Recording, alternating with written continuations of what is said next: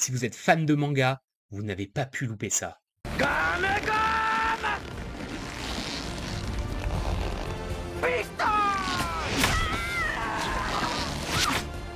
Bonjour et bienvenue, aujourd'hui on s'inspire de Monkey D. Luffy pour inviter la passion dans vos discours.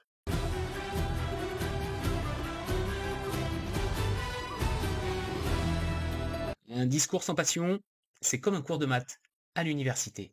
Il y a de la structure, il y a de la logique, c'est bien construit, mais c'est chiant à mourir. Lors de vos prises de parole, si vous restez uniquement au niveau logique, c'est insuffisant pour donner envie à votre public de vous suivre.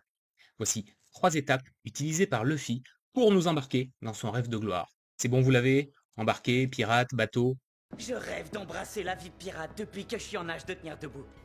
Et je vais enfin concrétiser ce rêve. Premier point, c'est important de partager une vision ambitieuse, parce que non, personne n'a envie de suivre quelqu'un qui a une ambition médiocre.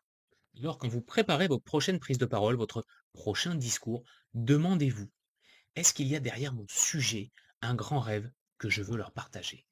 Avoir une ambition, c'est bien, avoir une vision, c'est sympa, c'est important, mais ça va être largement insuffisant pour que le public ait envie de vous suivre. On s'élance sur la route de Grand Line.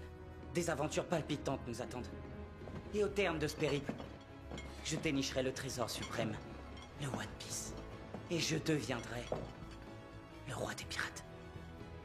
Si Luffy nous explique, voilà ce qu'on va faire, voilà ce que l'on va vivre, il vous donne un petit échantillon de ce qui va vous arriver si vous rentrez dans l'aventure. Voici les moyens que je vais mettre en œuvre pour atteindre mon objectif. Et il a un objectif qui est très fort parce qu'il ne veut pas devenir un pirate parmi d'autres, il veut devenir le roi des pirates, le plus grand de tous. Et une projection sur l'avenir, une projection sur les ambitions, sur l'objectif, c'est extrêmement important pour que le public puisse lui aussi essayer de s'y projeter. Le problème, c'est qu'il s'agit de son rêve, pas celui de ses amis. Alors, comment faire, malgré tout, pour tous les gagner à votre projet? Gaïa, j'ai vu que t'avais une superbe caravelle, avec une tête de mouton en figure de proue. Elle m'a parlé. C'est à bord de ce navire qu'on réalisera chacun notre rêve. Je te promets qu'on s'en occupera bien. On en prendra soin. Ce sera un membre de l'équipage à part entière. Parce qu'un bateau, c'est une maison. Solution, c'est de créer de la connexion avec votre public. Voilà comment on va faire et tu vas faire partie de cette histoire. Demandez-vous comment votre public va prendre part à l'aventure, va pouvoir faire partie de ce projet. Quelle sera sa place? Vous devez absolument l'inclure dans votre rêve.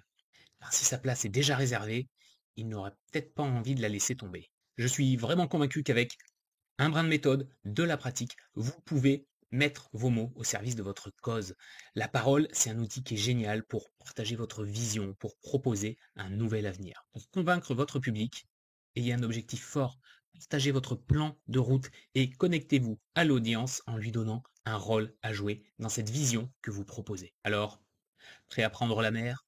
Je sais que prendre la parole en public, c'est souvent compliqué. Pourtant, c'est une belle occasion de faire briller vos idées. Si jamais vous devez faire un discours improvisé, ceci pourrait bien vous aider.